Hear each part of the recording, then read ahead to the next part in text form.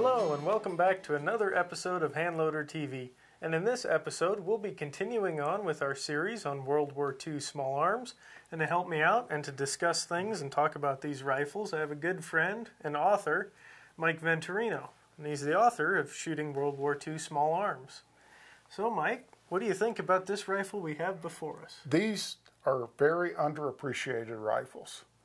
The Mosin Nagant 9130 with their 3.5 power scope are very good sniper rifles. They picked them for accuracy. They're very accurate. They're easy to manipulate. They're easy to learn to shoot. And it's no wonder that the Russians told the Germans early in the war, we have 60,000 trained snipers. And they did. Wow. So this rifle here, what's it chambered in then? 7.62 by 54 millimeter rimmed. Okay. The cartridge was developed in the 1890s. Oh, wow. And it's as powerful as a 30-06, even though it's shorter. It fires a 150, well, they changed their loads back and forth. The Russians did 150, 180, whatever. A 150 grain bullet was doing about 2,700 feet per second. Well, that's pretty good. That's pretty good. Pretty impressive. This rifle has a terrible trigger pull. You had me try that out before. First thing you did is handed it to me and said, try that trigger. And it's very, very long. It's very long, but if you get used to it, you can still do it. Very accurate shooting with it. Okay. Which we'll see that when we get down to the range. These sell for about 1/3 of what a German sniper rifle sells for, or maybe even less. But they're super accurate rifles. The glass on them, the Russian scopes are very good scopes. I give them a B+ as far as sniper rifles go. Really? Yeah. Wow. And the scope is windage and elevation adjustable, I see. Right. So It's not tricky. You just move it the way Americans would move a scope. after looking at the Japanese rifles, I can really appreciate that. That's right. And you notice it's mounted kind of high. If the scope goes out of adjustment, you have the iron sights still to use. You're still in the fight. So it's a good sniper rifle. The Russians knew what they were doing, but whoever put the trigger in that rifle didn't. Yeah, the trigger is pretty rough, I must admit. I load this with IMR 4350 powder. Oh, okay. About 52 grains with 150 to 155 grain 311-inch bullets, not 30 caliber as we Americans use, 308, but with the 311-inch bullets that normally used with the 7.7 and 303 British. Oh, okay. These rifles were made for the 311-inch bullets. That's good to know. Mm-hmm. So that's your favorite load for this rifle then. Any other special care or considerations to take? Yeah, just keep it clean. Swab the bore out. You can clean it from the rear so you don't have to damage the crown. And it should be just fine forever. I mean, this rifle was made probably 80 years ago. And Wow. it still will outshoot some of our modern commercial rifles. Wow, that is impressive. Well, I'm excited to take it to the range and see how it does. I might dread that trigger pull a little bit, but if you say it's accurate, I'll take your word for it for sure. Yeah, you just got to get used to it. Well, let's take it to the range. We'll show it. So we have the sniper variant of the Mosin Nagant benched in and a target downrange at 100 yards. And I've got my good buddy Mike Venturino back there spotting for me. So we're going to go ahead and see what this rifle can do. What do you say, Mike? You ready? Spotter's on. All right. And away we go.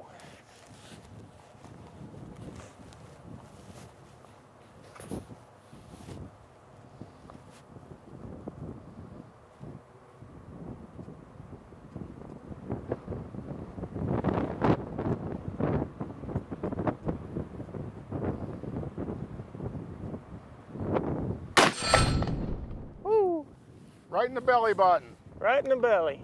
That's probably about where a Russian would aim, right? Mm-hmm. What'd you think of that trigger pull? That trigger is something else. Oh boy, that's got to be one of the worst triggers I've ever messed with. I mean, it is atrocious.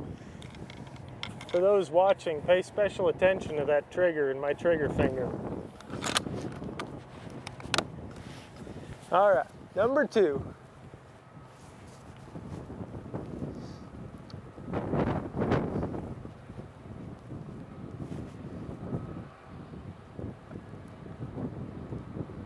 I don't know, Mike. We might have to go get a cup of coffee while we wait for this trigger to break.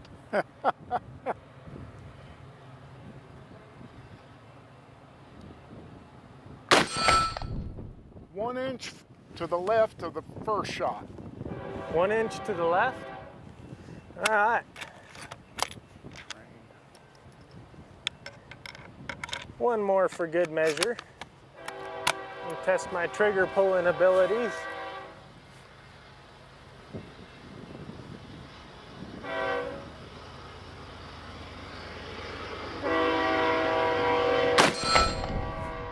That bullet hit the same spot as number 2. All right. That's maybe the tightest 3-shot group yet we've shot. And the worst trigger. And the worst trigger. Go figure. People make excuses for their guns not shooting good because they got a bad trigger. You just got to learn to shoot the trigger. That's very true statement. Very true. So now that we've shot at 100 yards, we figured we'd push this rifle out to 200, and Mike's still spotting for me. So what do you say, Mike? Ready to push it out to 200? Spotter on. All right, let's do it.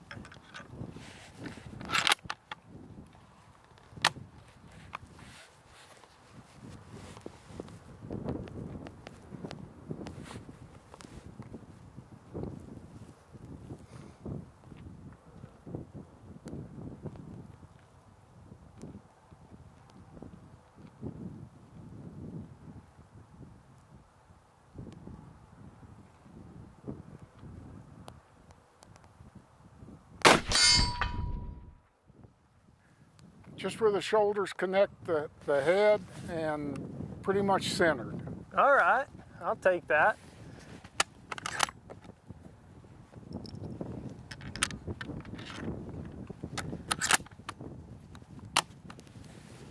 Here we go, round 2.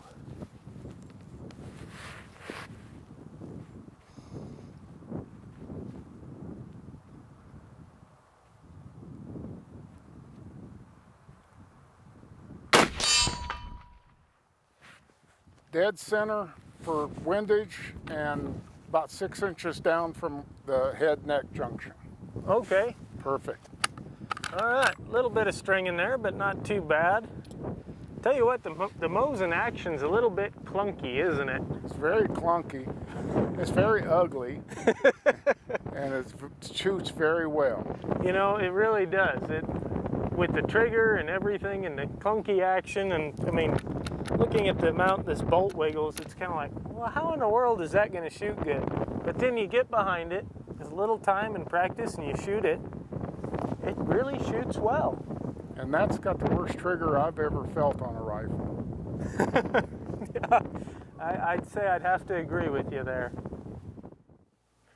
So we're back from the range now after shooting a ton of different military World War II sniper rifles.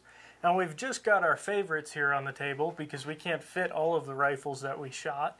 And we thought we'd go ahead and wait until we shot each one of the rifles, and then we'd talk about all of them kind of individually. And we picked out a few favorites of ours. So where do you want to start, Mike? Well, I got to apologize about the Japanese rifle. In their introduction, I was pretty mean to it. But when we sighted it in, and I was working with that, and I started using the tick marks in the scope and remembering where they were, I started hitting well with that. I'm proud of it. I would be too. And here's a really interesting thing that really surprised me. I was trying to shoot this rifle. I could not hit anything with it. And then Mike would go, oh, let me see, and he'd get behind it and he'd shoot and hit. He was the one who hit all those watermelons at 200 plus yards. And you blew them to pieces. Well, it took me a couple of shots to get on them, but once I got the tick mark that I needed, then hit, and boy, it blew them up, didn't it? It did. It did a great job. I was proud of that. I guess you know which one of these rifles I'm going to be reloading for next. I'm going to have to take a guess and say it's this Japanese rifle. That's right. Now, my personal favorite, it's kind of tough, because I did like the British rifle a whole lot. But I have to admit, that 1903 A4, I hit that watermelon, the bullet punched clean through it, and it barely moved, didn't blow up, or wasn't anything exciting to watch.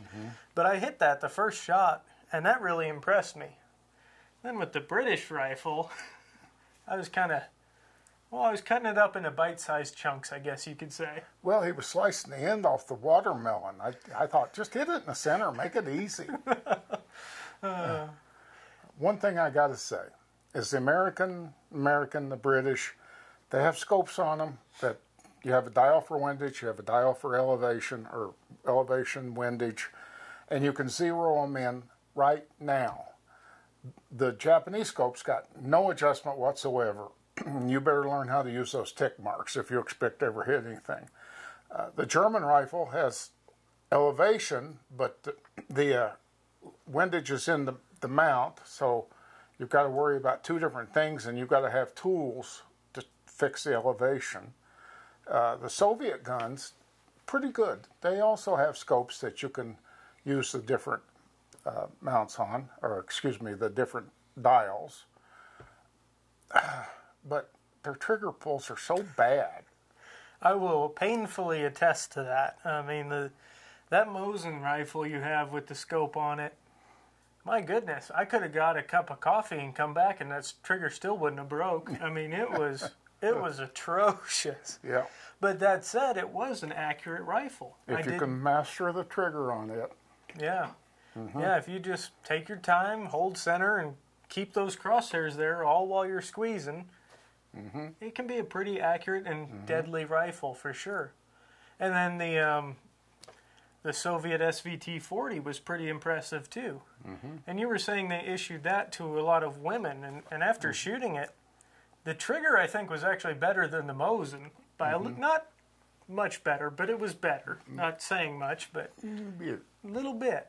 So I wouldn't have a problem taking that rifle over the Mosin any day, honestly. And I've got 10 rounds and it's semi-automatic. It's a good rifle. It is. It's a really good rifle. And then we had the German semi-automatic, which was a K43. K43, and it's a loser. I don't know what it was with that scope, but it was hard to get it to hit anything. And the Germans did make it up as a sniper rifle and then had to admit that it was a poor excuse for a sniper rifle. Really? Now that's pretty interesting, as they themselves admitted it's pretty poor. Yeah, we had a real hard time with that one. It took a lot of rounds to get on target and get that thing zeroed and working right. That's right. But we eventually got some hits with it. It worked. It required too much time and effort. Yeah, I'd agree with you there, for sure. Let's see, that covers the British, the American. Did we leave anything out?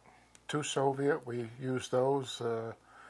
K43. Oh, the Mauser, yeah. The Mauser is a really accurate rifle. But again, as I mentioned, you have to change the windage in the mount. The scopes are only elevation adjustable. And that's a problem sometimes. You have to have tools to change your windage. Yeah, yeah. And now you were using a really neat tool, that Wyoming sight drifter, to drift the base over. That's right. I forgot about that. That's so easy to use. You just pull the end, spring load it, go whack, and it'll move the sight for you. And that's the first time I've ever seen one of those used. And so if you have one of those old Mausers with those bases like that, that's a must-have. Check that tool out. It was really neat to watch Mike get that rifle zeroed. And then I got to shoot a watermelon with it, and it was a little bit high, but I think I hit it in 3 shots with your good spotting. Thank you. So That was a lot of fun. Again, we'll have videos on all of these rifles. Be sure to check those out. But we barely scratched the surface here. If you want to learn more about these rifles, the loads Mike has worked up, which we've been shooting this whole time. Feel bad. We probably went through a lot of your hand loads. It was fun. It was fun. It was a lot of fun. But if you want to learn more, be sure to check out his book, Shooting World War II Small Arms. It is filled with information on all these rifles and so much more. And be sure to look for the other videos continuing on in this series. With that said, I want to give a special thanks to Mike for opening up his collection, his private range, and the shooting shack so we could do this. So thank you so much, Mike. I appreciate it. I'm glad you're here. It's good to be here. I'd also offer a special thanks to Ted Tompkins. He was our official gopher. I like that title. That was a good title. He ran around, spray painted the targets for us, got us lunch. He was just a great help, wrangling the rifles, going back and forth to the range. So special thanks to Ted Tompkins. Also a special thanks to Chris Downs, who does all the photography and film work here. He does a great job getting you those good angles so you can watch those watermelons explode. And then special thanks to Don Polachek, owner of Wolf Publishing Company, making this all possible. So don't forget to give this video a thumbs up if you liked what you saw. Don't forget to subscribe and hit the bell icon so you're notified when the next video comes out. And then, as always, if you have any questions or comments, be sure to leave them in the comments section below. I hope you had a great time watching this video and that it came across just as exactly as it was. Two guys learning new things about various things, shooting, the scopes. I mean, I think you learned something new with this Arasaka or type. I did. It's been sitting here for years because I was mad at it. I'm not mad at it anymore. Now it's your favorite. Sort of. So, I mean, it was just so much fun to learn these things and to get to shoot these old rifles. So, we'll catch you guys in the next episode.